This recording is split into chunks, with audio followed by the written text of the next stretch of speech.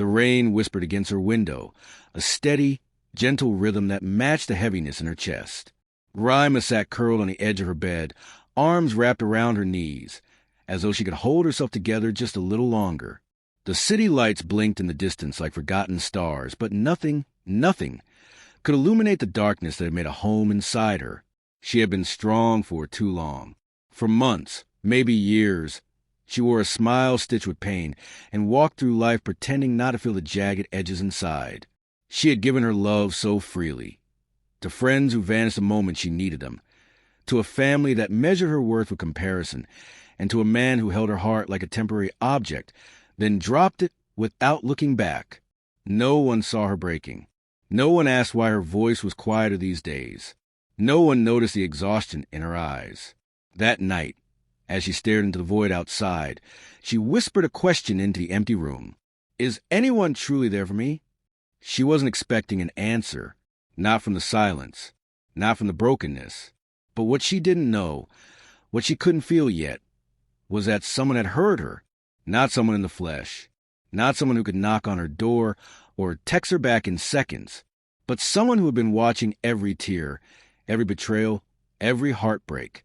Someone who knew the cracks in her soul like the lines on her palm. Someone whose love wasn't loud, but infinite. It started the next day. A small shift, a feeling she couldn't explain.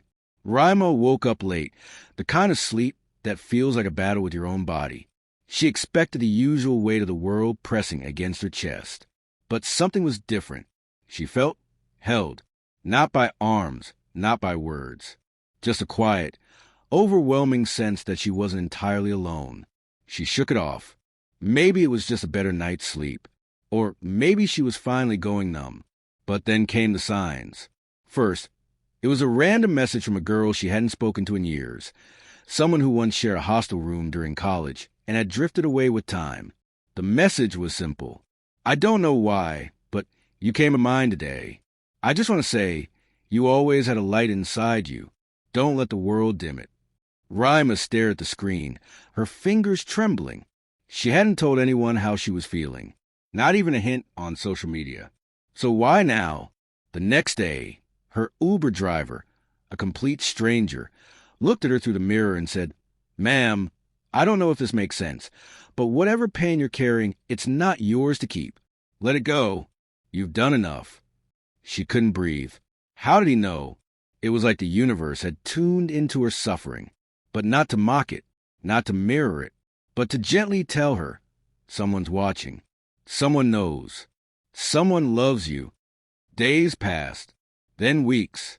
The signs kept appearing, always subtle, always unexpected, but deeply personal. A song playing in a cafe that echoed a private moment from her childhood, a sermon on the radio just as she thought about giving up, a homeless man who looked into her eyes and whispered, "He hasn't forgotten you."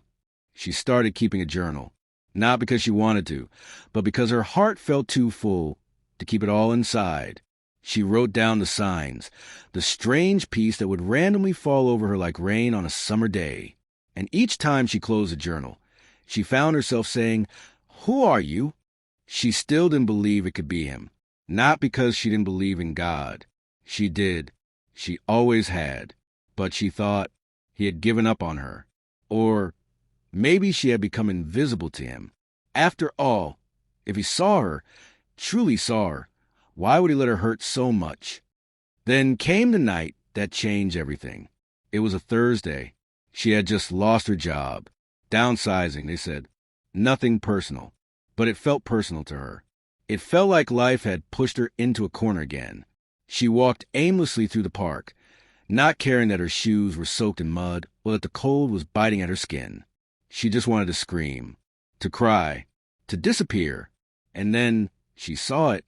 A little boy, no older than 7, standing in front of a fountain, staring up at the sky, alone. Her heart twisted. Was he lost?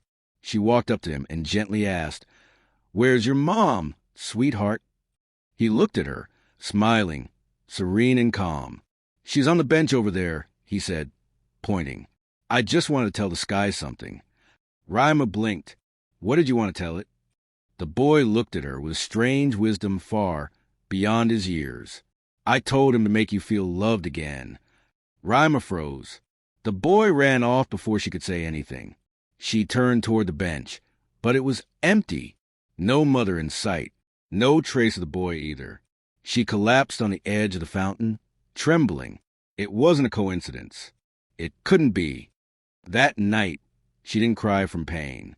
She cried from being seen, from finally feeling that someone was fighting for her behind the scenes, even when the world had turned its back. It was then she heard it. Not a voice, not a whisper, but a truth rising inside her chest like a long-forgotten memory. Someone is really, really in love with you. And guess what? Their name is... She gasped. The air around her seemed to shimmer. Her heart beat like thunder in her ears. She whispered the answer before her mind could question it. God. Tears poured down her face. Not the kind that drained her, but the kind that washed her soul. She realized she hadn't been abandoned. She had been protected. Every delay, every rejection, every pain had been his way of pruning her, not punishing her. She had always looked for love in people, in approval, in fleeting words and fragile hands. But none of it could match the love that had waited for her in silence. The next morning, she rose before the sun. She looked at her reflection in the mirror, messy hair, tired eyes, but she saw something new. Strength, not the fake kind, not the forced kind, but the strength that comes when you know you are deeply, eternally, unconditionally loved. Not for your success, not for your beauty, not for your perfect decisions, but for your soul.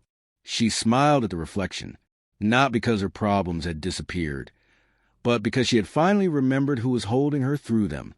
The world hadn't changed, but she had, and the journey was only beginning. Rima didn't tell anyone what happened at the fountain that night, not because she was ashamed or unsure, but because the experience felt sacred, like something meant to be cradled in the stillness of the soul. She walked through her world with the same face, same clothes, same routine, but something had shifted inside her. A fire, quiet but unshakable, burned in her chest now. It wasn't about religion. It wasn't about rituals. It was about a realization so profound it unraveled every lie she had believed about herself. She was loved, wildly, unconditionally, intentionally, and not by someone who might leave, not by someone who loved her only when she performed, but by the very one who created her breath. She used to ask, "Why me?" Now she whispered, "Thank you for still choosing me." The days after that were strange, like walking through a familiar world with new eyes. Rima began to notice things she had once overlooked. How the sun always peeked through even on the gloomiest days. How birds still sang above the chaos of traffic. How even strangers smiled more than she had realized. Had the world changed? No, she had. Her heart had shifted its center. Before, she craved love from the wrong sources. Now, she was learning to pour from a well that never ran dry. She started waking up early, sitting by the window with her journal, writing letters to God, not asking for things, but just talking, thanking, healing. And then something unexpected happened. People started noticing her, not her beauty, not her clothes, but her presence. Her neighbor, Mrs. Kapoor, a widow who had barely spoken beyond the usual polite nods, knocked on her door one morning. I saw your lights on early. Just wanted to ask, would you like to join me for morning tea sometime? She asked, her voice trembling like someone in Yu's company. Rima smiled warmly. I'd love that. They began meeting once a week, just two women sipping tea, sharing silences and eventually stories. Mrs. Kapoor spoke of the loneliness after her husband's death, how she thought no one cared. Rima simply held her hand and said, "Someone does more than you could imagine." Mrs. Kapoor wept for the first time in years. Rima didn't preach. She just loved, because that's what she was learning. When you're filled with divine love, it overflows without force. It seeps into broken places. It speaks in actions. At the community center where Rima volunteered on weekends, a teenage girl named Isha started showing up more often. Withdrawn, cold, distant, Rima never pushed her, just offered a smile every time. One afternoon, while folding clothes for a donation drive, Isha muttered, Why are you always so calm? Rima turned to her, surprised. I'm not always calm, but I've found peace in knowing I don't have to carry everything on my own anymore. Isha stared at her. That sounds fake. Rima nodded gently.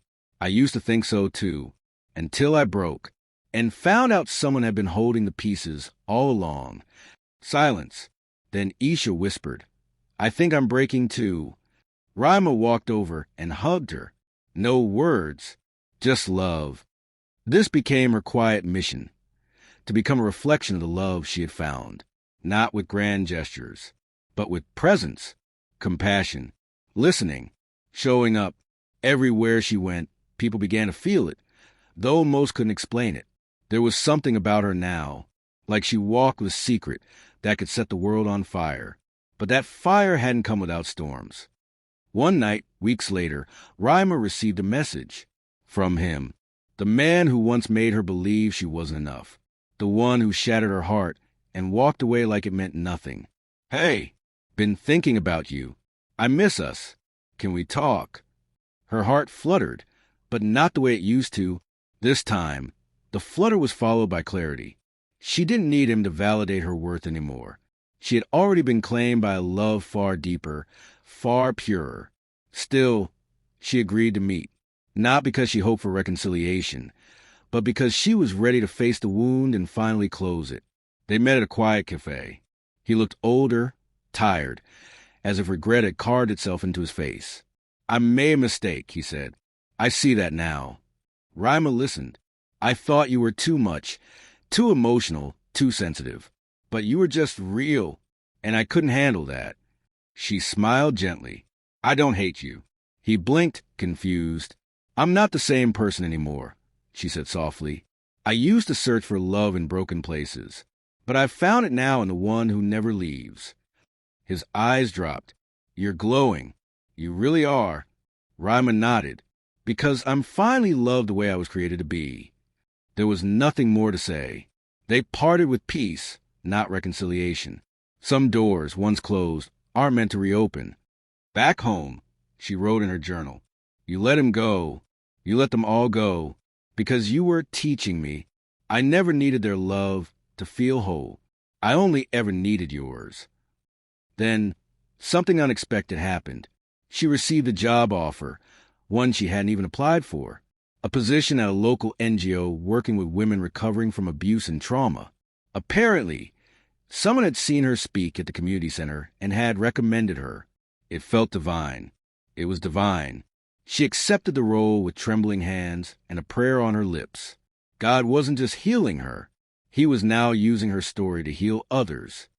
One of the first women she counseled was Aliyah, a domestic violence survivor with hollow eyes and a trembling voice. Aliyah didn't trust easily, but something about Rima made her stay longer after each session. One day, Aliyah asked, How are you so strong? Don't you ever feel afraid? Rima looked her in the eyes and said, I used to think strength was about being fearless, but real strength is knowing someone loves you so deeply you can walk through fear and still keep going. Aliyah broke down. Rima held her, whispered the truth she now carried in her bones. You're not alone. You're never alone. Someone is really, really in love with you. And guess what? Their name is God. She had become a living message. Each smile, each hug, each word she spoke was a ripple of the divine love that had rescued her. But love like this doesn't just heal. It transforms.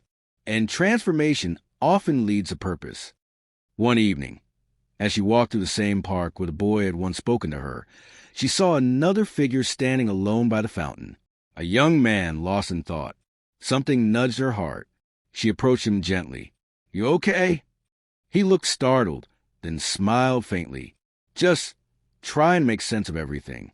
Life's been heavy. She sat beside him, silence wrapping him like a blanket. Then, softly, she said, Sometimes we carry weights that were never ours to hold, but someone is waiting to lift them. Someone who's really, really in love with you. He turned to her, his eyes moist. Who? Rima smiled, and just like she had once whispered it to herself, she now whispered it to him. God. She didn't need a pulpit or a platform. Her life had become the sermon, and the final chapter of this journey was just beginning. Rima stood on the stage, palms slightly trembling, heart thudding against her ribs like a distant drum. The auditorium wasn't massive, just a medium-sized hall at the Women's Rehabilitation Center. But it was full. Women of every age sat there. Some bore scars on their skin. Others carried them deep in their eyes. All of them were survivors. They had asked Rima to share her story. Just a small talk, the coordinator said. Nothing heavy. But Rima knew this wasn't just a talk. This was an offering. This was a bridge. She looked at them not as an audience, but as reflections. She took a breath and began. I'm not here to tell you how strong I am. I'm here to tell you how loved you are. Silence. The world tried to convince me I wasn't enough, that I was too soft, too emotional, too messy to be loved right. And I believed it for a long time, until the day I broke so completely. I had no one left to turn to except God. A hush spread through the room like wind across water. That night, he didn't just show up. He spoke. He reminded me, someone is really, really in love with you, and guess what? Their name is God. Her voice cracked slightly, and that truth changed everything. She continued, sharing her raw truth, the betrayals, the nights she wanted to disappear, the moment by the fountain, the boy, the whispers, the awakening. Tears flowed, hers and theirs. It wasn't a sad kind of crying. It was the kind that cleanses. By the end, women stood in line to hug her, not to praise her, but to connect, to say, me too, to whisper, I thought I was forgotten. Rima knew then this was her path. Her pain had become her purpose. Her healing had created space for others to begin theirs. In the months that followed, Rima didn't return to who she once was. No, she evolved further. She began hosting weekly gatherings called Echo Nights, a place for women to come, share stories, pray, cry, laugh, and remember one truth again and again. You are deeply loved by the one who made you. The gatherings grew. What started with 5 women turned into 50, then hundreds. Stories poured in from all walks of life. Women abused, abandoned, belittled, broken. Each of them came holding shattered pieces of themselves. And each time, Rima would look into their eyes and remind them, you're not hard to love. You were just looking in the wrong places. One night, after an especially emotional gathering, a woman named Zara approached her. Zara's eyes were fierce but tired, like someone who had fought battles no one knew about. I don't believe in God, she said bluntly.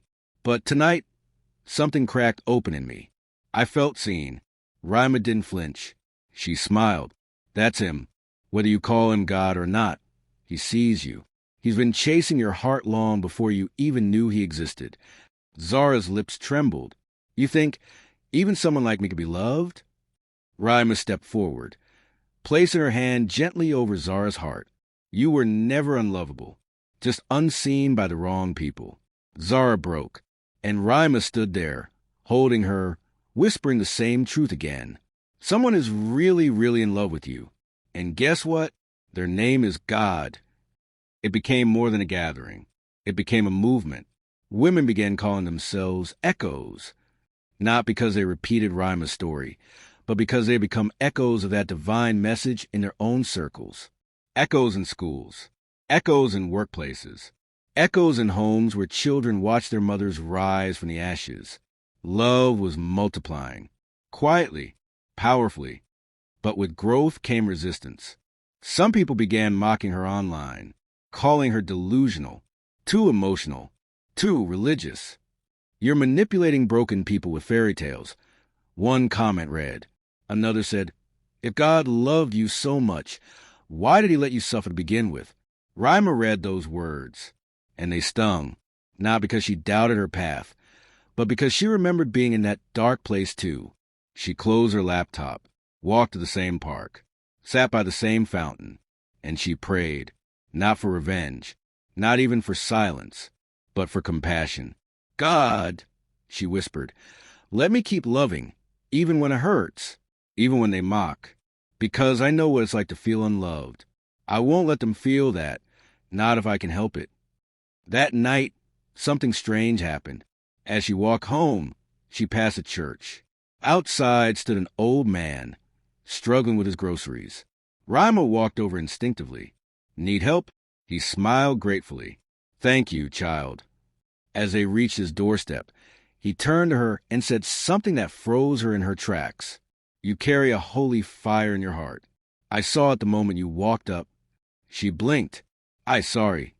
He placed a hand on her shoulder gently. God doesn't speak through thunder all the time. Sometimes he just sends someone like you to whisper in the chaos. And with that, he turned and went inside. Rima stood there, trembling. That night, she wrote in her journal, even the angels walk among us, sometimes old men, sometimes strangers, just to remind us that we're still seen. In her quiet apartment, surrounded by candles and pages filled with names of women she prayed for, Rima stared out the window. The city pulsed with life below, but her heart was somewhere higher. She had lived through rejection, through abandonment, through storms of confusion. But here she was, glowing, rooted, unshaken. She whispered again, this time to the stars. I am loved, beyond logic, beyond reason, beyond measure. And if anyone watching this feels forgotten, I want you to know, so are you. The final scene of her life's new chapter didn't end with applause or a title. It ended with an encounter. She visited a shelter one evening, just to drop off supplies. She hadn't planned to stay, but then she heard a voice. A little girl, maybe 7, crying in a corner. Her name was Noor. Her parents had abandoned her. She had been shuffled through homes, each colder than the last. Rima knelt before her and asked, Can I sit with you? Noor didn't respond. So Rima just sat, quietly. Minutes passed. Then Noor spoke softly. Do you think someone still loves me? Rima's throat tightened. She looked into those broken eyes and said with the purest certainty, Yes, I know someone does. Noor whispered, Who? And Rima smiled through tears. The same one who loved me when I didn't even love myself. His name is God. That night, Noor fell asleep in Rima's arms. And Rima knew, no stage, no fame, no movement could ever compare to this. One soul, held in love. Conclusion. So if you're listening to this story right now, feeling unseen, unloved, unworthy, let Rima's story speak to the part of you that aches the most. You were never forgotten. You were never too broken. You were never too far gone. Someone is really, really in love with you. Not because of what you've done, not because of who you pretend to be, but because of who you are. And guess what? Their name is God. And His love, it changes everything.